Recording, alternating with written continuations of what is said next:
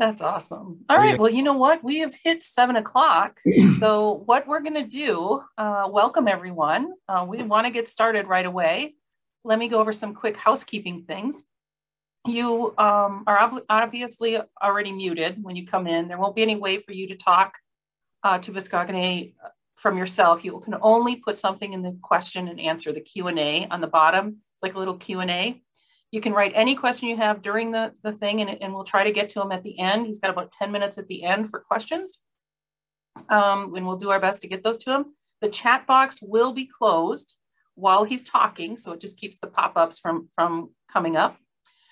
So that will be disabled, but we will reopen it at the end if you want to say "Miigwech" or "that was great" or "hey Greg" or whatever you want to say.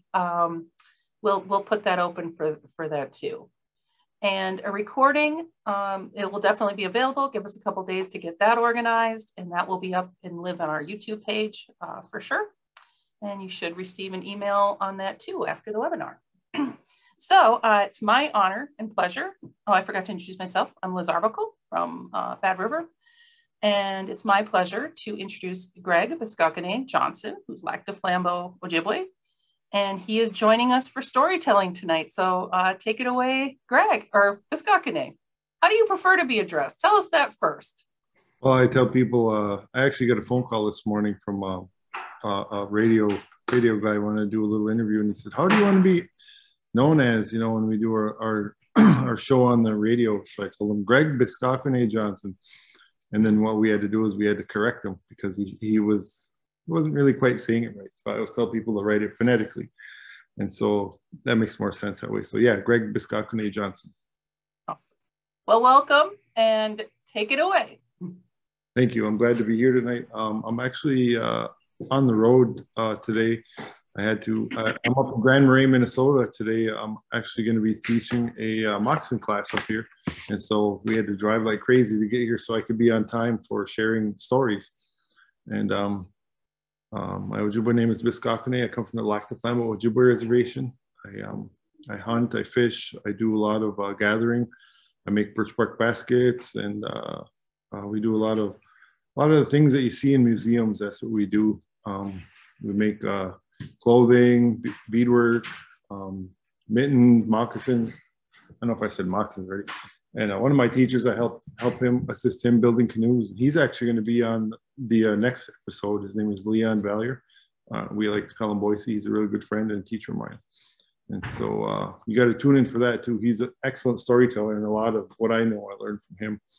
A lot of my language skills, a little bit of language skills that I have, and the storytelling, I get to watch him interact with our students. And I'm also a teacher. I'm an Ojibwe language instructor and a cultural instructor for the Lac du Flambeau band of Lake Superior Chippewa Indians. And we work in the public school system, and we give our our language lessons there, and we tell stories. We engage the kids from a cultural standpoint at the public school. And it's a lot of fun. You know, we have a number of students there that are really interested in culture. And to introduce that into the public school system is a really big step for the Ojibwe people in our neck of the woods. And unfortunately, a lot of our students, including myself when I was younger, we didn't get a lot of culture at home. There was a lot of surface culture, but there wasn't anything like, you know, like language and building these traditional items. There wasn't a whole lot of that when I was younger. So I spent time with a lot of people learning those ways and the stuff that that I know that I didn't have a teacher for. I went to museums and I traveled around and I taught myself how to do all these things. So that's a little bit about where I come from and what I do. I grew up in a little neighborhood we call Dogsville, and that's in right downtown Lac du Flambeau. There's a little area back there, so I want to give a shout out to Dogsville and all my Lac du Flambeau people on Little Pines and 47 and Chicago Street and all that. And that's kind of where I was raised, and we have water all over where I come from, and there's a lot of fishing, spear fishing. We spear through the ice there. We have a lot of our young men and women in our community that make wooden decoys, and they chisel a hole in the ice and they set up these shacks, and you know jig these wooden decoys around, and they spear muskies that way and provide for their families. And so where I come from, we do a lot of 4-season hunting and gathering, as well as gardening, you know. And so it's a real beautiful life that we live and that we have, and we try to share what we know. And you know, I'm traveling all over, like almost every weekend, teaching somewhere, sharing a little bit of what I know. Sometimes it's making corn, sometimes it's storytelling, sometimes it's you know, moccasin-making, mitten-making, basketry, cedar mats, you know. And I love teaching and I love sharing. And I don't own all these stories. I don't own these. Are stories that I've read in books and I've heard from people over the years. And I make it a priority to go online sometimes. I'll go on eBay or some of these auction sites, and I'll find these really amazing out of print books that were published from like the early 1900s all the way up to the 50s. There's anthropological study books. There's, you know, these little manuals that were created for, you know, language way back when it all started being written down. And in some of those booklets are stories, and, you know, some of these books that I have are no longer in print. And, you know, I really compiled a lot of knowledge that way through research and reading. And so what I do is I before we did this series, these storyteller series, I was asked by Rebecca and people down at the State Historical Society to share a little bit about what I know. And I thought long and hard for weeks about it. You know, what was I going to share? And so the first story I want to share tonight is, it kind of reflects on how the situation we're all in right now. You know, we're in this pandemic. We have this COVID-19, this new thing that's threatening our people. And so there's a story that I want to talk about, and it's about a lady and the healing that we all received from her, and how we continue to receive that healing today. And so long ago, there was a village in our neck of the woods, and those people were living very, very healthy. They had very good lives. They hunted, they fished, and they did a lot of snaring, and they lived a really, really beautiful, wonderful life. And so sickness came upon the people there, and they were really, really not, they weren't doing so good. There was a lot of deaths in their village, and the elders got together and they decided that they needed some medicine. And it was wintertime, and there was snow piled up everywhere. The snow was really high, and it was very, very difficult in those days to get around, unless you had snowshoes. But the next village was on a place called Trout Lake. It was pretty far from us, you know, where our village is. And so it was probably about 10 miles. And in those days long ago, 10 miles was, in the middle of winter, was a very long way to travel, you know.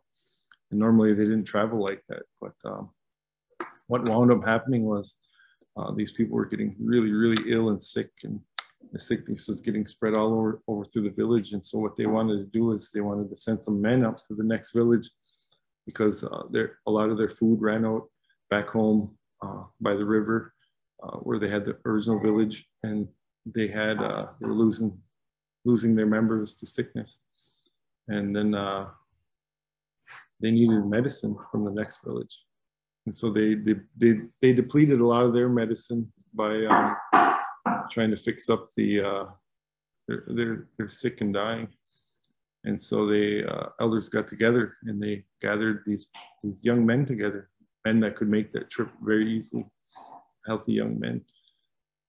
And so they all went to sleep that night, you know, and they put their same out, their tobacco, and they prayed for health and life.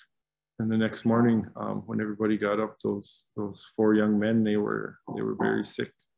They couldn't perform the task of retrieving the medicine from the next village. And so one of the wives of the young men, she wasn't sick, but she was sad to see her husband go down like that with that sickness that was spread around. And so she decided, she put it upon herself to take that risk.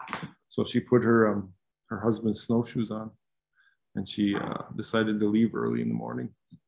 So the next day she got all her stuff and she scooted off. She left and she went straight north, kind of northeast a little bit. And she got to the next village that very night. And it was a long, cold walk, but she made it, you know, and there was a lot of pauses in there where she had to warm up. But she made it there to the next village. And then she approached the elders in that next village, and she told them, you know, she said, a lot of our people back home aren't doing so well. Their sickness is coming to the village, and there's a lot of people dying, and there's a lot of people that are having a hard time breathing and getting up and moving around, you know, and there's a lot of pain in their joints and in their bodies, you know, and there's something, here's a list of the medicines that some of the other people would need, they requested. And so the kind people in that next village, they gathered everything up, and she had brought a pack basket with her. So they filled it up with all this mushkiki, all this teas, and this stuff that they could put on their bodies to soothe the pain. And they warned her, a few of the elders there, they said, well, there's probably going to be a snowstorm tonight, you know. And they cautioned her on whether or not she should head back that night. But she knew, you know, what the peril that had come to her village back home. So she decided to just go for it. So the next morning, she got up and she put on her husband's snowshoes and she made her way back, you know. And on the way back, she ran into a snowstorm, and it was a really bad snowstorm. It was really windy, and she kind of lost her trail now and again, you know. And it was a trail that was really common to her. She followed it many times, but in the snow, everything looks different. If you've ever been caught up in a snowstorm like that, it can be terrifying. I personally have been caught up in snowstorms like that before while hunting, and I know that feeling that she must have had at the time. She was scared, but she pressed on and she moved forward. And there's no way to tell where she was going because of the snow clouds up above, so there was no way to tell which direction she was heading. So she just continued on, just by remembering maybe some of the rocks that were sticking out of the snow and the trees. And she kept walking and walking. And finally, she came to an area where she couldn't really walk anymore. It got so bitter cold out that her feet started swelling up and hurting, and she wasn't doing too good. And she would take a break, and then she would get up and she would walk again. And she'd take a break for a little while, and pretty soon her feet were just, it was agonizing pain, the cold and how they were on her feet. But she had to get this medicine back to her village, so she pushed on as far as she could. And then finally, she just collapsed from exhaustion out in the forest, you know. And meanwhile, back at the village, the people were hopefully they were waiting hopeful for her return, but she didn't come back. And so what they did was they sent a search party of people out for her, and they traveled around. They went north where her tracks had been since the snow came. So they followed that direction up north, and they tried to make their way that way. And it was hard going because that snow was steep. And finally they come up on this little opening, and they looked up ahead, and they saw, they could see her buckskin and her furs she was wearing, and her snowshoes sticking up in the snow, and she was covered with snow, and they could see that she was freezing, you know. So they went up and they covered her up, and they pushed the snow off her, and she could barely make a sound, and she said, I'm freezing, you know. We sagamagad, it's very, very cold out here. And so they scooped her up and they helped her and they carried her back. It took maybe a few hours to get her back to the village, but they finally got her back, and they had a warm lodge waiting there for her, and they brought her back in, and she took the pack off and she set it down, and the medicines were in the pack that everybody needed, you know. And so what wound up happening was the elders, they praised her, and they doctored her up with the medicine, and they fixed her feet up, and they applied the pain medicine to her feet, and it took the swelling down, and she did really good, you know. And after that, and so what they did was they took that medicine out throughout all the lodges. They healed and they doctored everybody up, and it was a really brave thing she did, you know. What she did for her people, you know. There was a need for her to put herself at risk to doctor her people up. And sometimes, you know, we have that in our communities. We have people like that. Maybe we have elders or aunties or mothers or some powerful lady in our life, or even a father or a uncle or something, you know, that takes care of us that way, that puts what they need aside in order to make us better and make us feel better. We have doctors, we have our own native doctors like that today. So it's very important to recognize those people. So later on, those village people, they went north back to the spot where she had fallen, and they visited that spot. And then there was this strange flower that they really had never seen before, you know. And they asked a few of the elders what that was. And I got a chalkboard right here, so I'll draw that. There was a flower. It was shaped kind of like this, you know. There was three leaves like this on here. Came down like this. And if anybody recognizes that plant, they call that a lady slipper. And right where she had fallen with all that medicine on her back, all these lady slippers had grown up. And that was they say that was the Great Spirit's way of honoring the spot where she did so much for her people. And so that's what they say when you see these plants growing, something miraculous or something really great happened there. Maybe that was the site of something that changed the course of history in a really powerful manner like that. And that's what I guess that's what that meant, you know, when those plants, they grew in that area where she fell. It was a really really peaceful, powerful spot, you know. And we see those once in a while when we travel around the world. Ojibwe country. I was by a river quite a few years ago, and in the middle of nowhere, you know, there was one plant like that right on that deer trail. There was one of those coming up, and it made me think of that story that I read long ago about that. And so I always retain that story. And like I said earlier, I was thinking about that when I was thinking about, well, what stories could I share, you know? And so there's a lot of lessons in that particular story there, the lady slipper story, and how she brought the medicine to her village from the next one. And so we can apply that even today to our lives here as we live through this pandemic together. You know, we got to stop and we got to remind each other, you know, how we need to hold ourselves and carry ourselves, and how selfless we need to be in these times. And if you hear that giggling back there, that's my son Wabanas. He's here. We got a couple people in the room here, and they're my physical audience here tonight. So, and this is my partner Alex and my son Wabanas. So. Yeah. So yeah, and the cool thing about these stories is what they do is they fill us with reminders of how we need to be and who we are, you know. And that's like I said earlier, I work with one of my teachers. His name is Leon, and every day he'll come into school and he has a story for the students, and I listen. And even for those little kids, you know, they have questions and they question those stories, and they're really interesting. They're really interested in how those stories are remembered and the meaning behind them. And so that's really interesting when that happens. And one of the other stories I want to talk about is a story about this village. It's another story that it's about plants and our relationship to them and how we need them. So long ago, there was this village of these Ojibwe people, and it was midsummer, you know, when medicines are growing big and they're strong and powerful. And there's different levels of medicine that we have.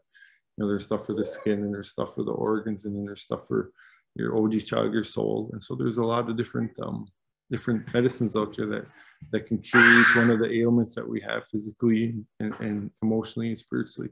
So all these plants, our people have come to know over the years, are really powerful. And we have a lot of respect for them. You know, we try not to take more than we need. There's a way to go about harvesting these medicines. And so in this particular village, there was all these medicines were coming up and they were strong. And it was a really good summer, you know. And one of the elders said, well, has anybody seen the wild roses come up this year? And nobody had seen them. You know, they asked all the older ladies and the older men, or the ones who did, they had no idea where the wild roses were growing. And so they sent some people down south. You know, there's this area down south where there was these rivers, and they were kind of these lower areas, and in the middle of these rivers were these islands. And on them islands, they would see these wild patches of wild roses, you know. And so they would use the petals, and they would use the leaves and the stalk and even the roots sometimes for different ailments. And so that was one of the important flowers to that tribe at the time. And so they worked really hard in trying to gather all those things in certain time of the summer, so they would have them for wintertime. When people fell ill in the winter, or even if they needed something, a really good sweet beverage, they would make tea out of it. And so they went down to that island where that little prairie was on the island, and they scoured the island from top to bottom, and they couldn't find any of those wild roses, those wabigwani. And so what they did was they came back, and it took a few days. They came back, and they had their heads down. They came in, and the elders knew that they had bad news. You know, they probably didn't find the flowers like they requested. And so they decided, well, we're going to go west where those big prairies are. You know, on the edge of the prairies, you'll see those wild roses growing sometimes. So they sent those people out there to the west, and it took them 4 or 5 days to get there, you know. And when they got there wasn't anything there either. And it was just right where the woods stop and the prairies begin, right in there, that they said those wild roses grow there once in a while. And they went there and they didn't see them. And so another 4 days it took for them to come back. And on the way back, they would check these fields that they knew, and they wound up coming back with nothing. And so they came back with their heads down again. And the others knew that it was bad news. And so they let them rest up a few days, and then they decided to send them up north. Way up north, there's this big body of water. And right on these cliffs, on the edge of these cliffs, there was these wild roses grew all over beneath those birch trees up there on the edge of those cliffs. And they got a lot of sunshine up there. And so they decided to send those people up there into that territory to look for those wild roses. So they go up there, and it's up by a place called Misquabacan. They looked all over up there with their relatives up there, and once they got into that village, they decided that they didn't have, or they found that they didn't have any of those plants there either, and they were scratching their heads too, like, what happened to all the wild roses? Everything else is growing so nice, you know. And so those people came back from up north, and they went back to their village, and they had their heads down again, and the people were really worried now, you know, like we can't find them anywhere. What are we going to do? And so they thought they'd send them out east. There's this river over there, and there's a village over there called Gete Gitagani on this island. And so they decided to go check with those people. So they went way over there to that next village, and they asked these people, you know, have you seen these roses, you know? And they said, geez, you know, we haven't seen those in a few years. It's been a while since we saw those anywhere. And so, you know, we'll look with you guys. There's plenty of fields and areas around, even behind our gardens here, we can look. But we haven't seen them. So they all decided to split up and look in these areas for those wild roses. And nobody could find anything, you know. And it was, all the roses in the area were gone. And so they came home and they bid their friends farewell, and they came home. And once they got back to the village, they had their heads down again, and you know the hearts were breaking of these elder women and men, you know, and they didn't know what to do, you know. And then there was this one lady; she was a real powerful lady, you know.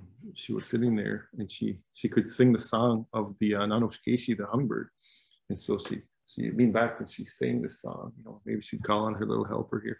And that little Nanoshkeshi came by, and she put her hand up, and he landed right on her hand, real gently like that. And she looked at her and she whispered, and Nanoshkeshi Mo, when she told that Nanoshkeshi, I need you to find something for me. I need you to go look all over in every direction and find this wabigwan, this wild rose for me. And then she let him go, and he chirped as he flew away.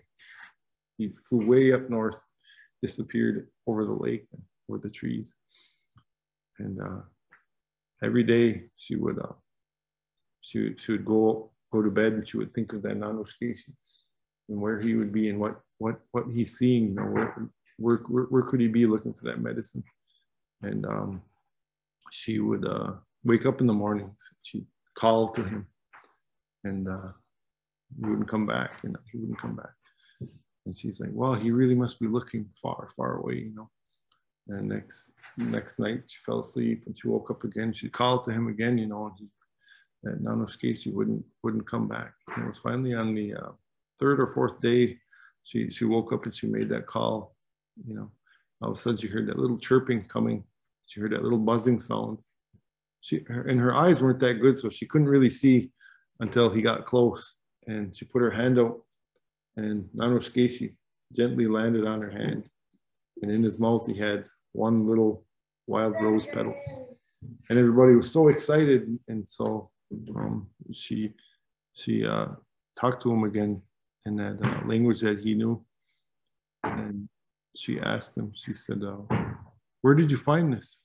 And he said, I had to go far, far away. I went so far that there's hills all over.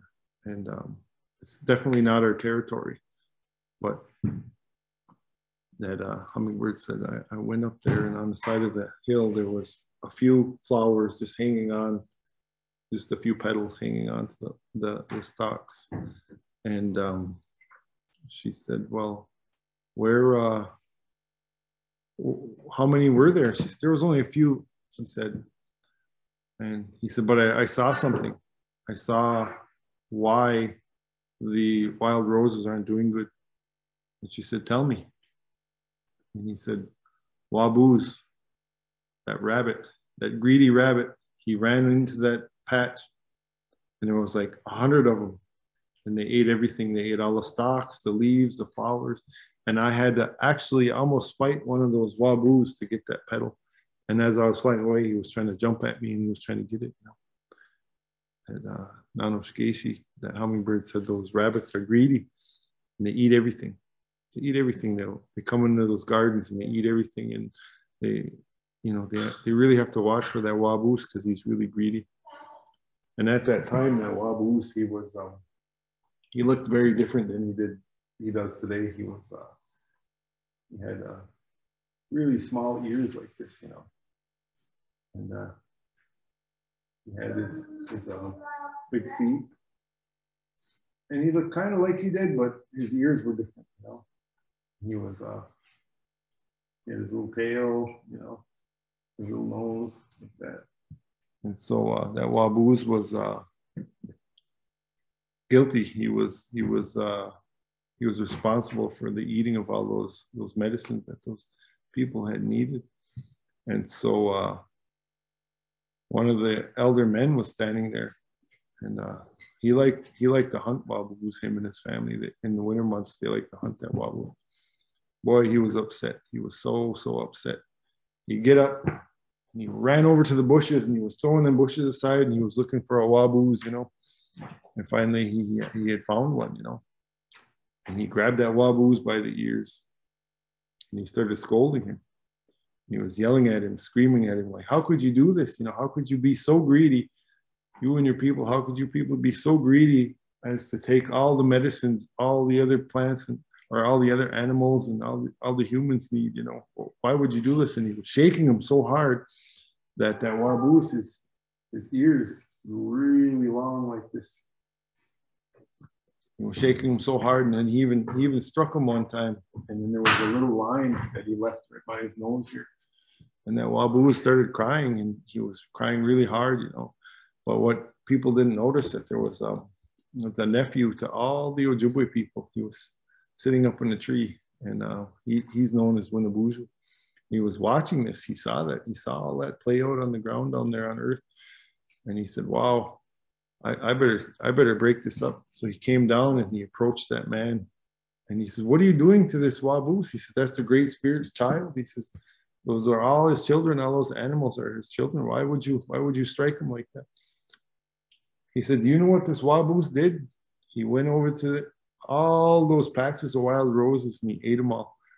Him and his village, they went around and they destroyed everything all over the country, all over the Great Lakes. He destroyed all those medicines that our people could use. And he's greedy, so that's why I punished him like that." When Winnabuju said, "You can't do that to those animals." He says, "You have to respect those animals. And there's a time for taking those animals' lives. And it's not for something like this. It's when you're hungry. It's when you need it the most. Those animals are available to us that way."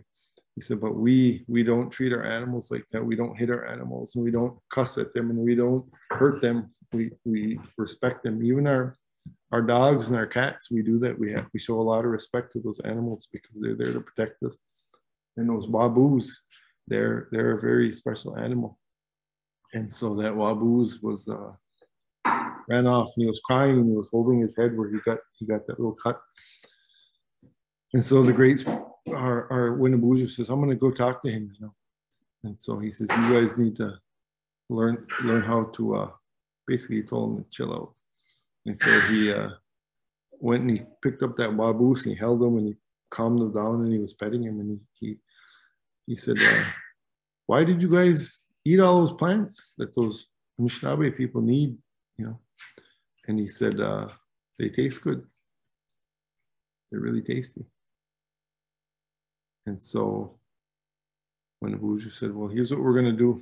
I'm going to turn all the waboos, I'm going to make their ears long, and I'm going to let them keep that cut by their nose, by their mouth, as a reminder of how greedy you guys are being. You can't do that. You can't eat everything." And he says, "And another thing I'm going to do is I'm going to put thorns on all those wild roses, so you can't do that anymore." And so the waboos agreed to that. He goes, "Okay, I understand." And so now today, when you look out, when you travel around, especially in our country, you'll see those wild roses. They grow everywhere, and there's a lot of thorns on them, and they're hanging there, and they're really plentiful now because of what had happened there. And that's another really good lesson to take care of animals, because we have a lot of respect for those animals, because without those animals, this world we have today wouldn't exist, from the insects all the way up to the big birds, even the walrus-gacy and the moose and all these bigger animals. They all play a role in creating this world that we have here today. So we have to show a lot of respect. Those are our relatives, and they're like children, you know. And so those are some of the things, how we believe and how we look at the world. And yeah, that's the story of the waboos and how he became that way. And there's no one story that describes how those things happen. One of my teachers, he says that all those stories are all true. They all come from a place in our hearts and minds, and they're all true for us Ojibwe people. And so you might hear the similar story told in different ways, and all those stories are true.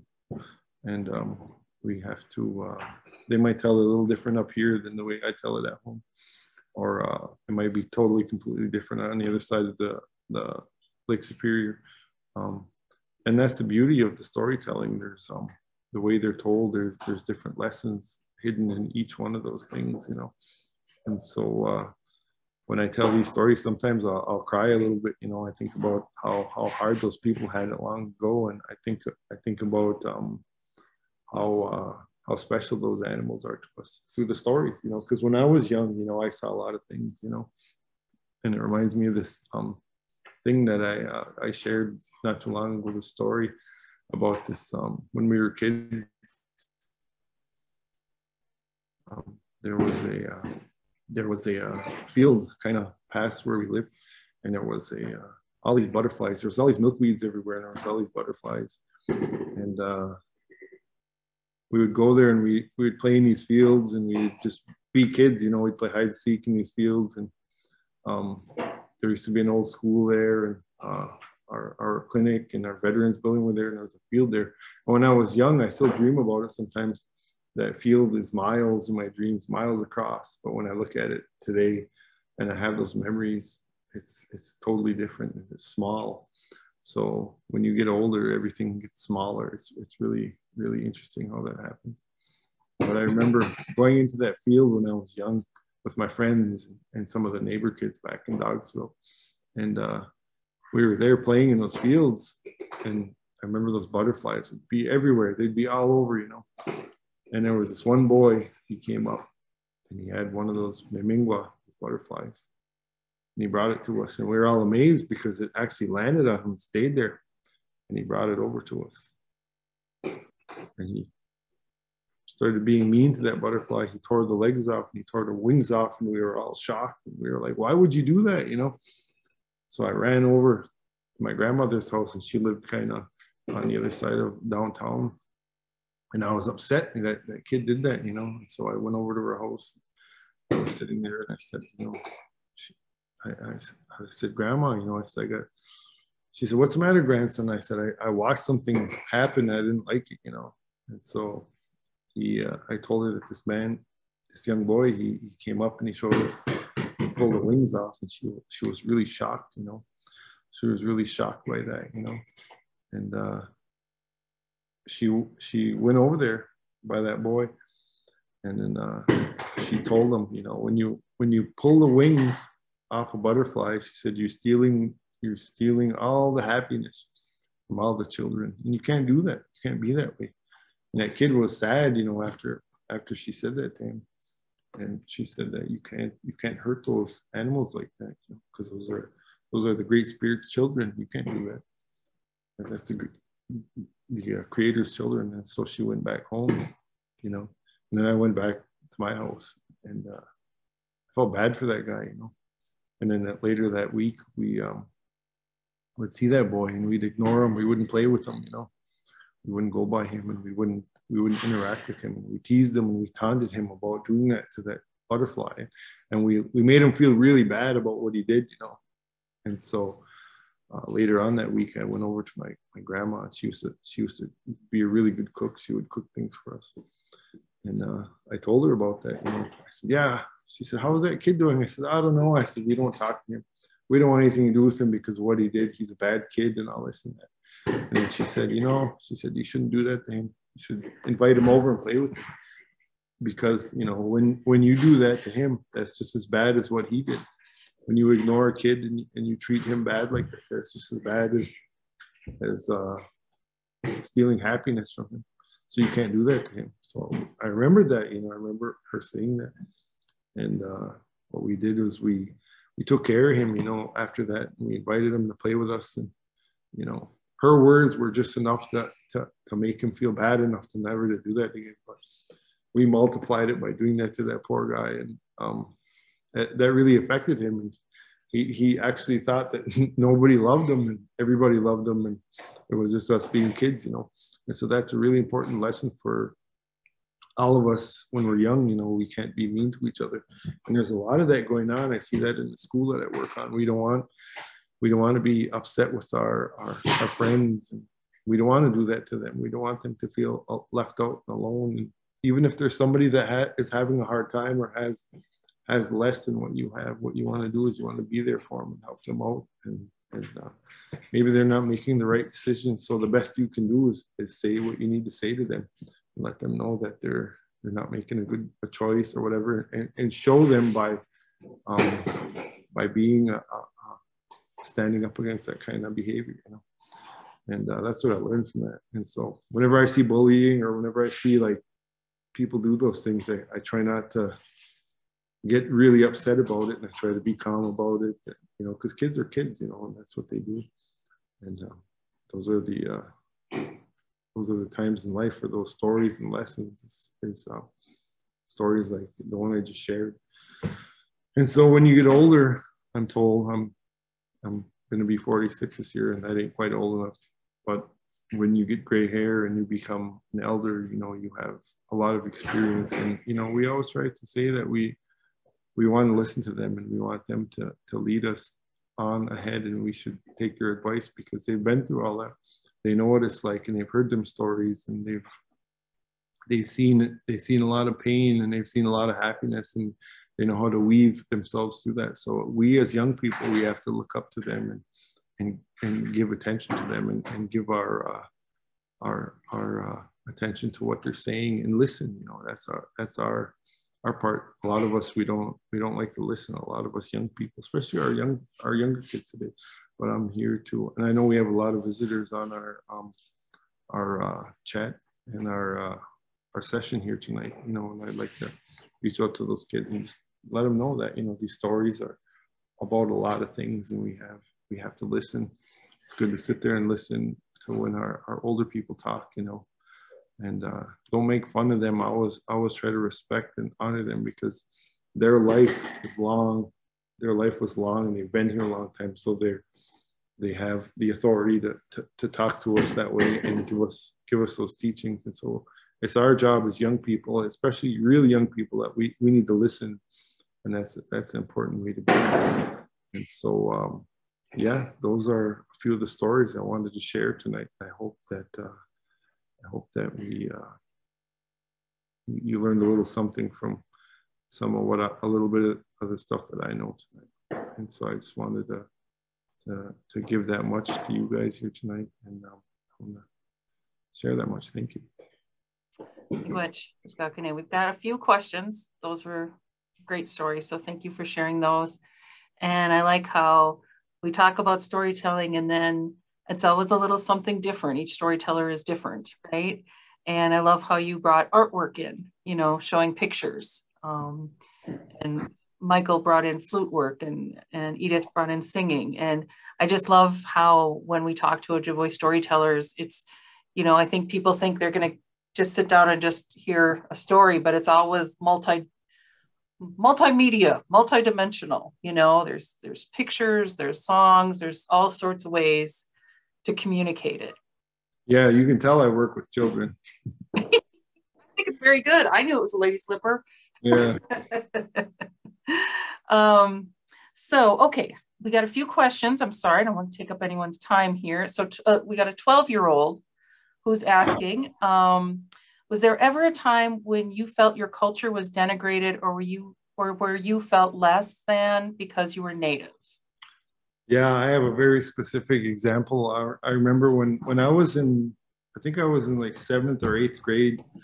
I was a young guy, and I went to the store with my parents and my grandmother, and there was a store in the next town over. I remember we went in there, and my parents kept me away from the spearfishing controversy at the time. They didn't want me to see all the negative stuff, and I've heard things about it, but I wasn't fully like immersed in it like some people were. You know, they really protected me from that, because a lot of what those people that were against the tribe were saying were very hurtful. And I remember we walked into the store one time, and my parents went off ahead, and me and my grandmother were walking in. This guy rolled up in a truck, and he was saying really bad things, and he actually spit on my grandmother. And, you know, that really affected me. And so I took that as a lesson. And what I do is I give I talk about our treaty rights a lot. I talk about why we can do that, you know, and why what we do and what we say matters. Because on the other end of it, we have our grandparents and our people, and we're people too, you know. And sometimes it's hard to convince people that that's who we are and how we live, and there shouldn't be any kind of hate like that, you know. So good question. The next one is, they'd like to ask if you could share some of the names of native healing plants or medicines and any of their uses here in northern Wisconsin that you can kind of just think of. Yeah, well, a lot of that kind of stuff where I come from, we really don't talk about that in the open. There's a time and place for that kind of stuff, you know. But what I suggest, whoever asked that question, a really good way to go about learning that stuff is somebody local. Mm-hmm. Somebody local where you're from, you know. I mean, the way some people in different areas of Ojibwe territory talk about plants and medicines, they talk about it openly. But where I come from, we really don't do that unless it's maybe you're sick or there's different ways to learn that kind of stuff, or maybe you have to apprentice with somebody. And those are some of the things that that's how we live and how we do it respectfully like that, because unfortunately there's people out there that they want to take our stuff and make money off it, or you know, try to patent it or whatever and change it. So we always keep that stuff, you know, unless you're asking for health or health reasons, stuff like that. We usually keep that kind of stuff quiet. And I don't know everything. I just know a little bit. And but that's what I would do. I'd go ask maybe somebody near you or local, or if you have a tribe next to you, or maybe an elder in the community about those kind of questions, because people tend to do it differently wherever you go. So that's good advice. Someone has a question about the kinds of stories told. So he said, how popular are the stories of animal transformation as opposed to other types of stories? And I'm not sure what he means by popular. I don't know if that means like how much people like them or how many of them are. Can you talk maybe a little bit about the different kinds of stories? Yeah, there's different levels of stories as I've come to know them over these. There's stories that are told in ceremonies, which we don't share at all unless we're actually doing that ceremony. Then there's stories that are told, and they call them Adazukan, and they're like sacred stories. And those are told, there's a certain time and place for those. And then there's stories like kind of some of the stuff that we shared tonight. And I kind of went into that a little bit with our nephew Winnabuju, and then I came back out over here. And so we're taught to be very cautious with those stories and what we share as far as stories. And we have thousands of stories, you know, thousands of stories, but they all have a place. There's like 3 or 4 slots here that we pull those stories from, and we can tell the public like we're doing tonight, you know. And then there's stories that are only specifically talked about during certain ceremonies that we only recite, and we only say those things during ceremonies. And then there's stories that are life lessons that we use for teaching people. And that's kind of what we did. We went from one into the other a little bit, and we went back out, you know. And so that's kind of, we use a little caution when we tell those stories that way too. Another question we have, got a little more time here. Lots of big wetches, thank yous, love the stories. We're getting a lot of comments on that. Another one is, when you make moccasins, like you're doing up there, do you tell stories about them? Or what kind of things do you share in your teaching of that? Sometimes I'll talk about, like, when I first get that deer hide out to work and make moccasins with, what I'll do is I'll take that hide out and I'll talk about that hide. Maybe there's a bullet hole here, and I'll tell like why that guy was a bad hunter, or why he shouldn't have shot it there, and where you should do your shot placement, or the way the hide stretches in every direction in order to get the perfect layout of the moccasin. Or maybe it's a hide that we tanned up, and there's a hunting story that goes with it. Maybe there was something crazy funny that happened in, or maybe there was something heartfelt or something. So yeah, all along the route of the timeline of getting up in the morning and harvesting that deer, then taking that meat off that deer and all the tools out of the bones that we do sometimes. We'll tan that hide up, and then from there we bring it to an area where there's people that are going to make moccasins, and that whole process is a story. And so that's one of the main stories that I convey when I do it. And maybe along the way, when I teach, I'll talk a little bit about maybe the funny things, because I like to joke around. I like to have a lot of fun. You can ask any of my friends. We just go crazy with stories and hunting stories. And it's all a part of the experience of being Ojibwe and learning and laughing how we do. Well, this one is a kind of another follow-up. This Norm said your stories contain much wisdom. And how does storytelling fit into Native family or community life? Yeah, we in our community we have this very wonderful visitor. She comes to our community once in a while. Her name is Mary Moose. I want to give a shout out to Mary because she's a big part of my life. In the past like 10 years, I've got to know her, and she's a really, really beautiful storyteller. But when we like talk about storytelling, her name always comes up, and everybody absolutely loves her storytelling. The kids in our community just, they're like, Mary Moose is coming to tell stories, you know, and they all just get tickled and they're so thrilled when she comes in. And so for our children, it's a very, very wonderful time to talk about these important lessons in life, because they're young. They're not going to understand like all the intricacies of raising a kid and all this and that, you know, but these stories give them a glimpse into like what it's like to be a good person, and what it's like to not drink and do drugs, or not get into any trouble, you know. And we have elders of that caliber all over Indian country that can speak on those things, and it means a lot. It means so much more than a PlayStation or a TV or whatever, you know. It's these stories are oral, and those are those lessons that we gain from communicating with our voices, you know, one to one, like kind of how we're doing tonight, you know. It's important, very important. The next one is kind of still on that theme, regarding to how do you stay connected to the teachings and lessons that you share with the kids? What are some ways, I guess, you live these stories and share them with like your little guy? Yeah. When he gets bigger? What happens is, as he ages, I tell him the stories, and I do that with my older kids. I have 3 other kids too, and they've heard these stories their whole life, you know. And these the lessons in these stories, they won't always stick with them, but sometimes they'll reference, you know, this one particular story of how it affected them and how they can live their life in that fashion. And so there's a lot of opportunities in a person's life to add these stories, even just telling these stories and making these notes and talking about the stories. I even have another story I wanted to read, but we totally ran out of time. And I like telling heartfelt stories. I really do. Those are the ones that really motivated me to be who I am today. So those stories are integrated in who we are. It's in our DNA, and it's a very big part of who we are. And I think it's really good to learn those things, because these stories, that's the other side of who we are. That's what makes us who we are. And these stories, some people might call them fiction or whatever, but that's our history. That's what we call history. Other one is,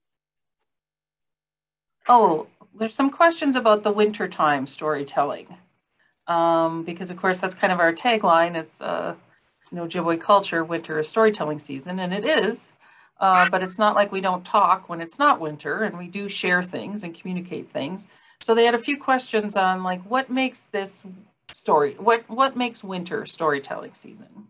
Okay, from what I've come to know about winter storytelling is this is a time when all the plants are asleep and everything's covered in snow, and we can't really do a whole lot outside, you know. And so these are the lessons where our Ojibwe schooling came into play long ago. This is when they learn those really powerful things about seasonal gathering or seasonal hunting, and then they put that in their brains and they can use that later in the year.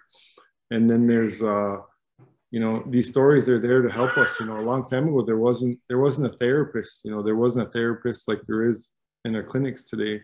The therapy was the lessons that our nephew Winnebuju made, his trail on earth, all those things that he did while he was here, and all the stories of my personal life and our elders' personal life. And everybody has a story, you know, and those things are always conveyed this time of the year when things are quiet. Maybe you're sitting there doing beadwork, or you're cooking, or you're getting, you know, you're cleaning your fish. You went out, you got your ice fishing groove on. You have all these experiences, but they're really mellowed out in the winter, and that's the time for storytelling. You know, I mean, and there's a lot of reasons. You know, there's spiritual reasons, and there's a lot that goes into that when that bear is hibernating and when he goes to sleep. And I mean, it goes on and on and on. We could talk about that for days, you know.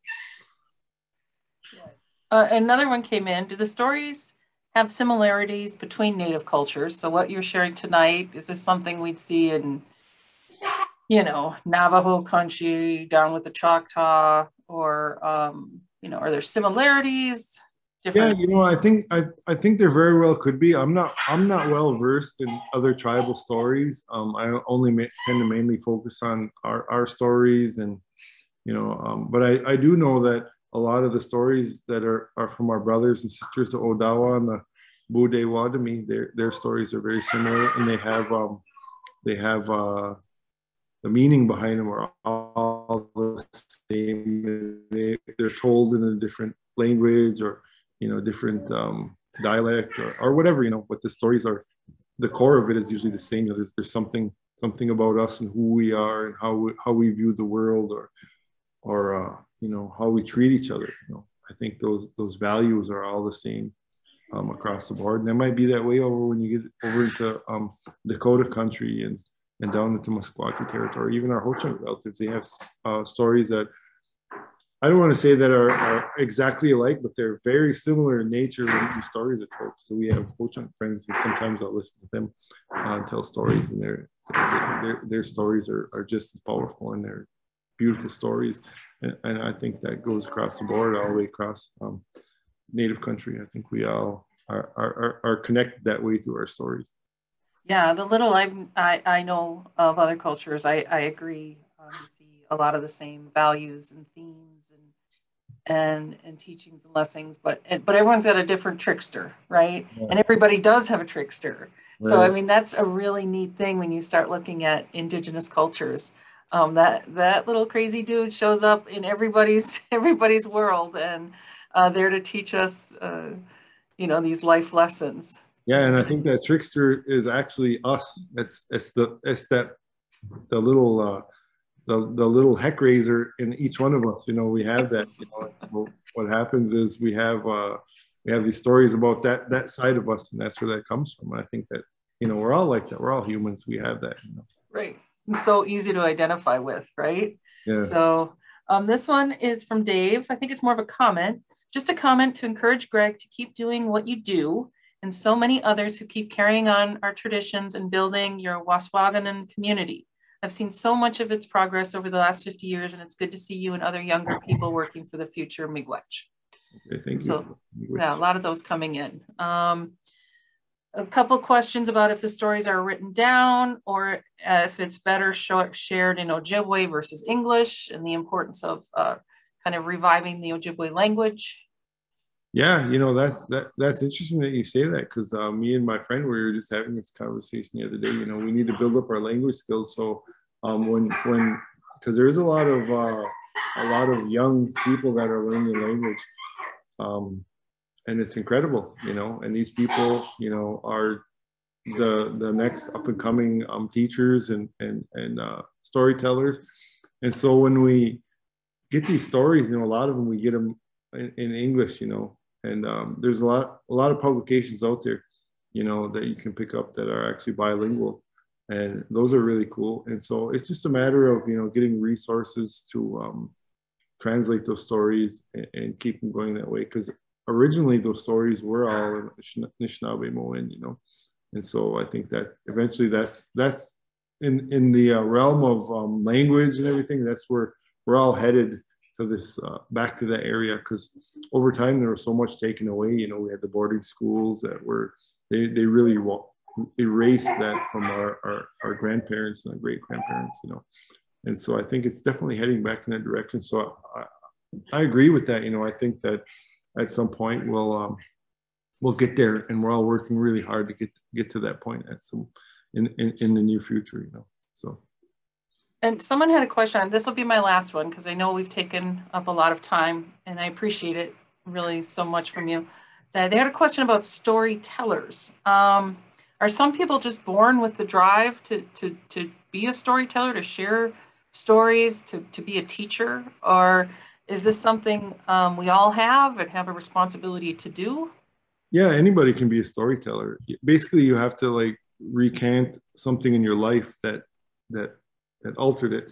And what I tell my students is, if you want to tell a story, use your arms, measure things, and talk about the plants and how big they are, how that bird flies, and use your hands, because that adds a dynamic to it.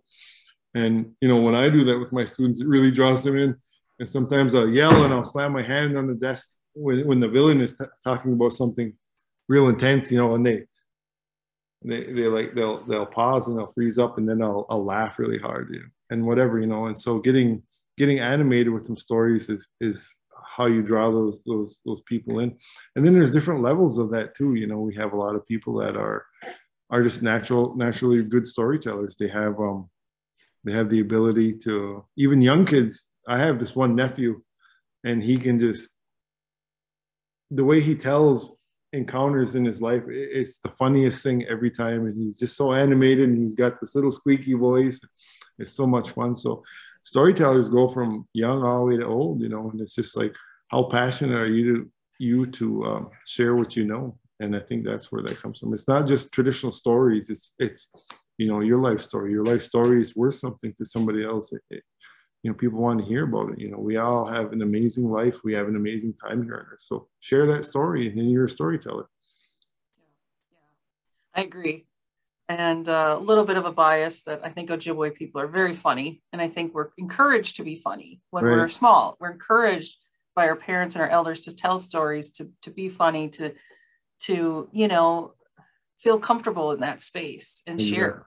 And I love that about our culture. Yeah. Oh, you're getting upstaged in the back there. Hello.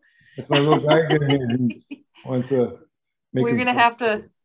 Did you have any final comments? Otherwise, we've got sending much gratitude for your stories and sharing your son's delightful voice while he played in the background. Such a treat. That was very sweet. Yeah, I just want to say miigwech, and make sure you guys tune in for next week, because my teacher and my good friend Leon Valley, he's an awesome storyteller. So I mean, I can talk, but this guy is just incredible. He goes on and on about like everything in life, and it's just incredible to listen to him. So make sure you guys come back and watch him.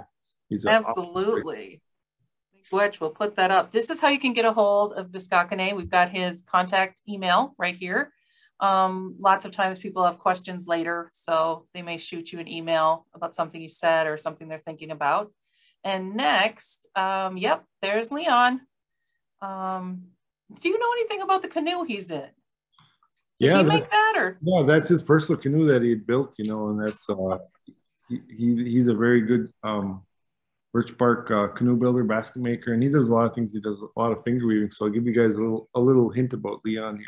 He's an awesome speaker. He's a ceremony leader in our community, and he just, Lac du Flambeau was very lucky to have somebody like him, and I want everybody to know, how fortunate they are to have him on this storytelling with Wisconsin Historical Society. This is a big moment for them and for us here in Lac du Flambeau to see one of our very own share his knowledge with everybody and skill with everybody. Well, on behalf of the society, we're very grateful. Both you and Leon and Michael and Edith all agreed to share. We had no idea it was going to go beyond Wisconsin the way it has, but that's fantastic. And I know it's been great for some of our Ojibwe transplants out in Washington and California and different places, but also people that are not Native have enjoyed it. So yeah, and thank you to Wisconsin Historical Society for opening this up this way, because what this is doing is it's benefiting everybody. Everybody's benefiting from all these words. All these Native people are speaking in these stories. These are very important times we're in today, and we have the ability and we have the machines to make it possible for everybody to learn from Ojibwe people today. So I want to thank you guys for opening that up for us. Oh, miigwech. And for our folks out there, we do have a few different social media things. Follow us on Facebook, Instagram, Twitter, LinkedIn, YouTube.